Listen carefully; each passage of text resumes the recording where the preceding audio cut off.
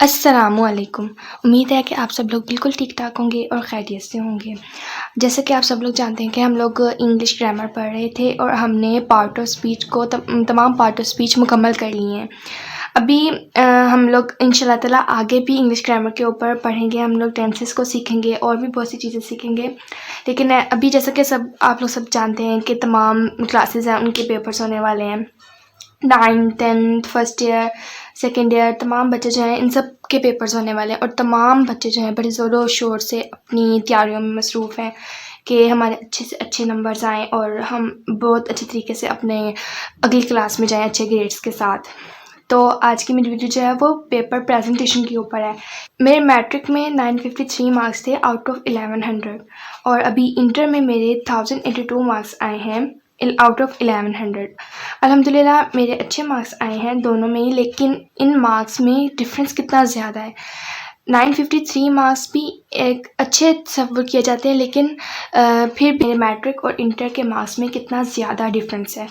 अब कुछ बच्चे सोच रहे होंगे कि हो सकता है ये डिफरेंस इसलिए ज़्यादा है क्योंकि हो सकता है कि मैंने मैट्रिक में अच्छी मेहनत ना की हो और इतना ज़्यादा अच्छे तरीके से ध्यान लगा के ना पढ़ा हो, इस वजह से मेरे मार्क्स कम आए हैं। लेकिन ये वजह नहीं है, क्योंकि मेरे मैट्रिक में इसलिए अच्छे नंबर नहीं आए थे क्योंकि मुझे पेपर को प्रेजेंट करने का तरीका नहीं आता था कि किस तरह से प्रेजेंट किया जाता है।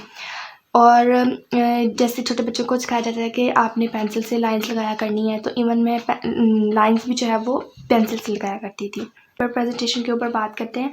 अब मैं आपको कुछ दो तरह के पेपर्स दिखाऊंगी, ठीक है। एक में बिल्कुल भी प्रेजेंटेशन नहीं दी हुई, हालांकि वो मैंने ही लिखा है, ठीक है, और दूसरे में मैंने बिल्कुल प्रेजेंटेशन के साथ लिखा है। तो आप दोनों में डिफरेंस देखेंगे और आपको पता चलेगा कि प्रेजेंटेशन के साथ कितना ज़्यादा फ़र्क नज़र आता है। ये हमने हल किया है, हमने एक शॉर्ट क्वेश्चन को हल किया हुआ है। और अब देखें आप इसमें राइटिंग अगर देखा जाए तो राइटिंग बुरी नहीं है, राइटिंग ठीक है। लेकिन इसमें हल जो किया हुआ है वो बिल्कुल अच्छे तरीके से नहीं किया हुआ, ना अंडरलाइन किया हुआ है हमने और ना ही जो है ना इसको तरीके से किया हुआ है। अब मैं आपको एक और पेपर दिखाती हूँ और फिर आप और देखें मार्जिन लाइन्स जो हैं वो भी जो है वो मार्कर से नहीं लगाई गई। तो अब मैं आपको एक दूसरा पेपर दिखाती हूँ जिसमें प्रॉपर प्रेजेंटेशन मैंने दी है। तो अब देखें आप उसमें और इसमें कितना डिफरेंस लगता है। देखें अब आप लोग कि इसमें कितना ज़्यादा डिफरेंस लग रहा है। अब ये मैंने बिल्कुल प्रेजेंटेशन के साथ दिया है और ये बिल्कुल प्रेजेंटेशन नहीं है इसमें। तो आप देखें कि मैंने तमाम चीज़ों को अंडरलाइन किया है, ठीक है। फिर उसके बाद मैंने क्वेश्चन नंबर 1 फिर हमने तमाम चीज़ों को दिया है। मैंने इमेज किस तरह बनाई है, मैंने डायग्राम किस तरह से बनाई है। आप ये बात देखें, इसकी ये डायग्राम देखें और ये डायग्राम देखें, ज़मीन आसमान का फ़र्क नज़र आ रहा है। तो और इसके बाद अब मैं आपको ये मैंने आपको डिफरेंस दिखा दिया कि प्रेजेंटेशन किस तरह से नज़र आती है, उसका डिफरेंस प्रेजेंटेशन के साथ कितना अच्छा लगता है। हम लोग बिल्कुल इस तरह से लिखना भी सीखेंगे।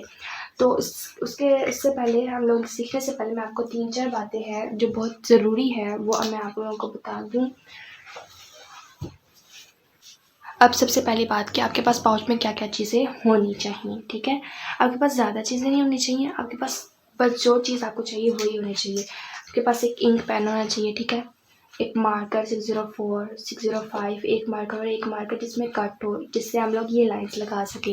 ये कट कैसे लगाते हैं ये भी मैं आपको बताऊँगी। फिर अब हमारे पास आ जाती है दूसरी बात,